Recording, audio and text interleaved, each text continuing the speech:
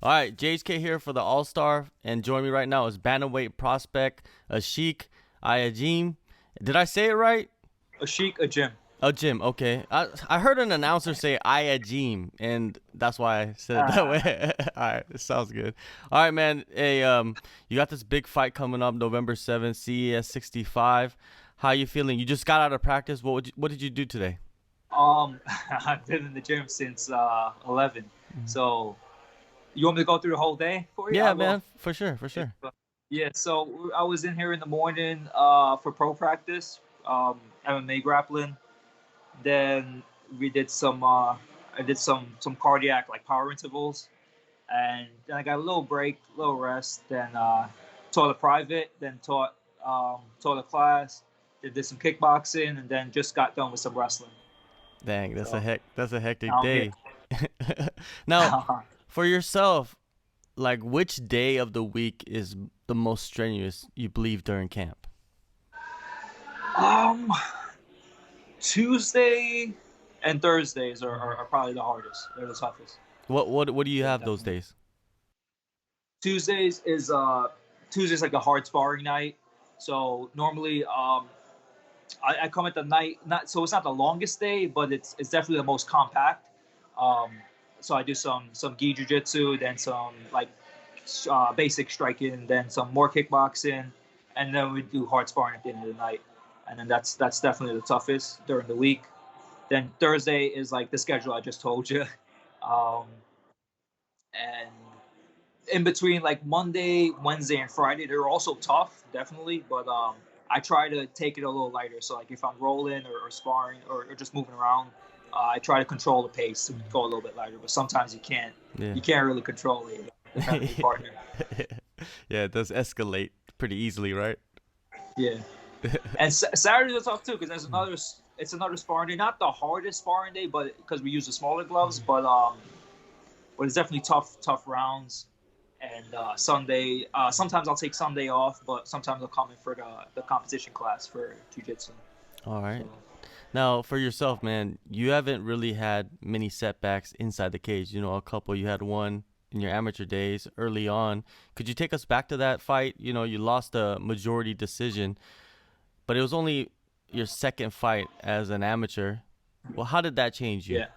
Um, so that fight, looking back at it, if you were to watch the tape I showed anyone, they would say I won the fight. So it was like a bad judge's call, but I won the first two rounds. He won the last round. But I definitely felt the nerves the most for that fight. Like my people asked me if I ever got nervous for my first fight. I never got really. I don't think I got nervous because I didn't have much time to think. Like for my first fight, my first amateur fight, they kind of just rushed us. As soon as I wrapped my hand, they told me, "All right, you're going now." So I didn't have time to warm up or anything. I just didn't have time to think about it. Then just fought. For the second fight, I felt the atmosphere like way more. Like you felt the crowd, you felt the atmosphere, kind of felt the pressure a little bit. Um, but still, I fought well. I fought a good guy. He but the fight actually on record it's supposed to be a no contest because the first one of the rounds when the timer kind of messed up and it was supposed they're 3 minute rounds for amateur fights, but it went for 2 minutes and then we were wondering what happened and then we kind of disputed afterwards. So it should be a no contest, but that's in the past. They get or a split decision or something, and everyone in the crowd would tell you that I definitely won the fight, 2 rounds to one. But that's in the past. Definitely learned a lot from it. Got to go to a decision which I don't do often, but that definitely builds experience, and that's really what the amateur scene is for, especially the way I look at it, just for experience, getting used to the weight cut and getting used to that cage time. And another thing that was the only fight I fought with shin pads on. So for your amateur fights, the first two fights is with shin pads you have to wear, and it's like novice rules, no ground and pound on the floor. And that was the only one I had to wear shin pads for. Because my first fight was actually before they sanctioned MMA in New York, so we didn't have to wear shin pads for it. But for that one, it's a weird. Shin pads suck, man. You gotta wear it in a fight or even sparring. Guys are fucking taking you down and trapping your shin pads. You can't even get your legs out just because they're trapped over it, you know. But yeah, Well, that's that. after yeah, well after that fight, man, you just pretty much ran the table and just destroyed everybody in your path, dude. It was like mayhem, and then you made your debut in 2019, your pro debut. Why did you decide to make your transition to the professional ranks at that moment? Well, that was a plan from the start. Before I even started fighting, I wanted to go pro, pursue this as a career. Um, but as an amateur, like I was saying, the experience is big. So I just made sure I got enough fights where I got used to the weight cut, got used to fighting in the cage, got the cage time down. And then after my last amateur fight, my coaches kind of said like, all right, it's time to go pro. Even before my last amateur fight, they were saying that. But me personally, I wanted to rack up more, just build the experience, especially because some of the fights didn't go to decision. So just getting that cage time. But after my last amateur fight, just it felt right to make that debut. Yeah, for sure. And then you continued your dominance, and then 2020 hit, man. 2020, the pandemic, and all the stuff that comes with it. How did you take in that situation of just not being able to go anywhere, not able to train like you're supposed to train, and then returning after that? Um, well, for me, I didn't mind it too much.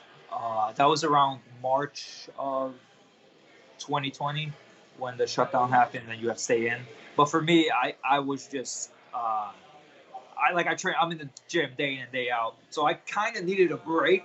So for me, that was like a blessing in disguise. I got a little break. I got time to just kind of do nothing. And I'm not a person that really goes out much, so I didn't mind staying in, just relaxing. But then once they I'd say so it started in March. Once around June came, I was like, all right, it's time to I need to start training, start doing something. Especially it's like further my career. I want to. It just sucked just staying stagnant at the time. So the gym kind of opened back a little bit for not for the public, but for more of the fighters and smaller group classes. So I started training around then, around July, I think it was, and then that was when I kind of got back into training. And stuff started opening up more towards the end of the year, and then got into training more full time. For sure. And Long Island MMA, how did you end up there? So um, before I joined Long Island MMA, I was training a little bit, nothing too significant enough to kind of understand the basics of mixed martial arts. But then once I decided to go full force into it, I was going to school at the time and working, so we didn't have time to train. But then I just decided, let me just give this a chance, go full force right now. I could always come back to school or whatever. Um, so I was looking up gyms. I live in New York, by the way, for anyone that doesn't know. I live in New York. I'm from Jamaica, Queens, New York. That's where I live now. And Long Island is isn't the closest spot to where I live, but I was just looking up gyms in the area. So I'm like in that middle area. So as far as New York goes, the big gyms are Henzo Gracie, which is in the city, and then there's Belmore Kickboxing, there's Law MMA, the Longo Weidman gym, and then there's Long Island MMA, and there might be a few other gyms, but as far as the big names go, so I did my research online, just looking at the websites, and then the biggest thing that stood out to me was the fighter page, because I knew going into training and pursuing this as a career, I'm trying to be a fighter, and Long Island MMA, they were kind of posting their amateur fighters, and I know I would start as an amateur. There are other gyms, like let's say Law MMA, for example, they were just posting their guys in the UFC, the guys who are established already, and I know I wouldn't be there for a little while. So the fighter page is what drew me to this gym, and then when I came in the first, I had a few gyms in mind, of course, those big gyms I mentioned, but Long Island MMA happened to be the first one I checked out, and then I was like, all right, this is the one. I'll come here. I'll train here full time. And the thing is, like I was saying, I live in Jamaica, and I'm like in that midpoint area. So the distance to Long Island MMA, and let's say the distance to Henzo Gracie in the city, they're the same distance apart, but I'm like in that middle point. So if I were to go to the city, I would have to travel, like take the train, just because driving is way more hectic. But to come out here, driving is more better or easier. You can take the train, the LIRR, but I prefer driving. I like driving. Yeah, it doesn't. You can tell me to drive for 3 hours, 4 hours. I'll do it. I don't care.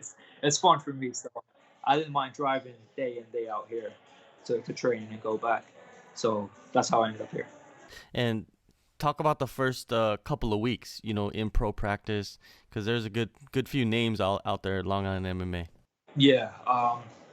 So I mean, when I first started training, I didn't do any of the pro practice stuff until I actually started to fight. So I'd say maybe the first year was just regular class. I just came in every day, took every class that they had on the schedule.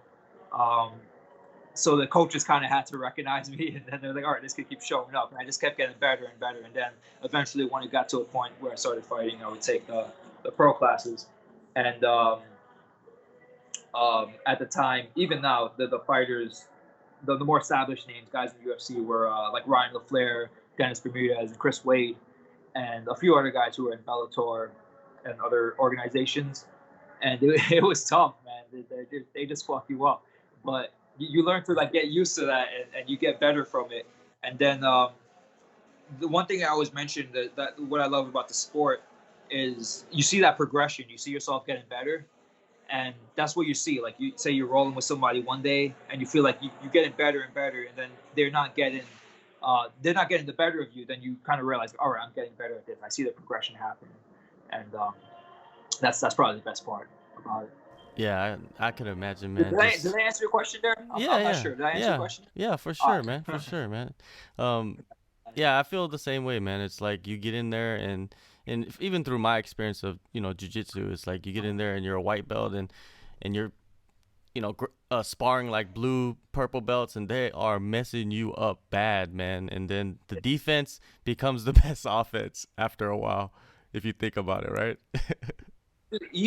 Even as I'm a purple belt now, and even as a purple belt, if I'm going with a good blue belt or something, or someone at my level, I'm like, fuck, can't let this guy fuck me up. Like I gotta make sure he doesn't get nothing on me. And you still feel like you suck, Yeah. Even though the guy's looking at you like, yo, man, you're good. And like, no, dude, trust me, I'm not the best yet. I gotta get better. Yeah. By the way, what do you train at? I'm in Asia, man. I don't even I'm training at just local gyms out here, so. I'm actually in Phuket right now. Oh, nice. Thailand? Yeah. So, man, your fight coming up, Carlos Espinosa. Man, Espinosa. Yeah, Espinosa. With him, I mean? Like, have you studied him, or are you the type to just train and just focus on yourself? No, always focus on myself. But still, if I got an opponent, I'm studying the fuck out of them. I got to make sure I know what they're capable of. Just so I don't focus much on I don't focus so much on like a set game plan. I just kind of take it as it goes, but I definitely focus on what they're able to do. So I know what they're capable of in my head, and if something I plan to do doesn't work, I can always adapt and try to do something else. But I definitely study tape a lot and make sure I watch my opponents a lot, see what they're capable of, watch their previous fights. I try to watch every possible fight they have on them out there. And Espinosa, I've been matched up with them 3 times. This is the 3rd time this year that I've been matched up with them. So I feel like it's just getting worse and worse for him, really, because I'm getting better, I can just feel myself getting better. Like each time I've been in training camp for him, I'm like, all right, I worked on this before for him, but I feel way better doing this and this and that. Like, so it's just a little worse for him now, too bad. Yeah, for sure. And every fight, even early in your career, they have implications. What do you feel like this fight? What are the implications for you?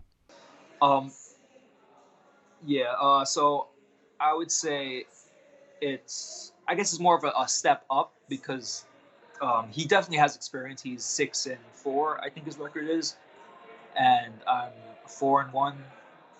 4-1. And I fought guys. I usually fight guys with more experience than me, but he definitely has a decent amount more. And the last time I lost a fight, the guy did have a relatively good amount more experience than I did. So this is a step up in competition in a way compared to, let's say, my last opponent. He wasn't the most formidable foe in terms. But the thing about Espinosa, he's tough. He's gonna be there. He's gonna be there for all 3 rounds, and I expect that. So I expect it to be a tough fight, and this will just show that I'm on another level after I beat him. Something off topic.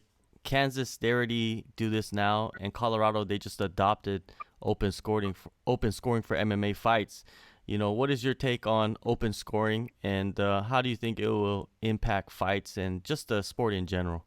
Yeah, that's a good question right there. I'm all for open scoring, but what I think it should be, I don't think they should show it to the fans. So they should show it only to the corner or the fighter, but don't let the fans know, because that kind of takes away from the anticipation. So if the fans are watching and they know what the score is going to be going into the decision, then they don't really care about the decision. But um, but the fighters, they should definitely know. So like if you're down going into the third round, you want to know if you're up or down, so you can actually go out there and try to win the fight, or just know that you just gotta ride this round out to win the fight. But again, I feel like the corners and the fighters should know, but it shouldn't be out to the public where the fans know or they see it on the big screen in the arena or even at home on TV. All right, last question, man. This is an open-ended question. You could answer it whatever way you want. What keeps you up at night? What keeps me up at night? Um, I mean, I'm I'm a guy that likes to go to sleep late. I feel like I don't know why I try to fix that out of my schedule. I'm trying to get my sleep schedule together, but what keeps me up? Yo, if you really want to know, this is like probably an answer you didn't expect. So during the day, I mean I'm always training during the day, so I don't get much time to eat. So if I'm eating like snacks, like I'm snacking on food during the day because especially while you're training, you can't eat big before you train just because your stomach's gonna feel like shit. But um, but when I get home, I eat like the biggest meal of the day, and then I can't go to bed on a full stomach, So I'm just sitting up there or just watching TV or something. I gotta wait like 2 or 3 hours to digest. Or if I feel like I haven't eaten enough yet, I'll eat another meal and then I'll stay up even later just because I can't go to bed on the full stomach. And that's really the reason. That's literally what keeps me up because I gotta fucking digest the food, and I can't go to bed. I'm just fucking on YouTube or watching TV or just relaxing, trying to digest that food, staying up. Then I can go to bed and sleep comfortably. Yeah, perfect. Perfect answer, man. Anyways, November 7th, CES 65. You're back in action. Thank you so much for the time, and hopefully we get another one in maybe before the end of the year, man. Yeah, that'll be good.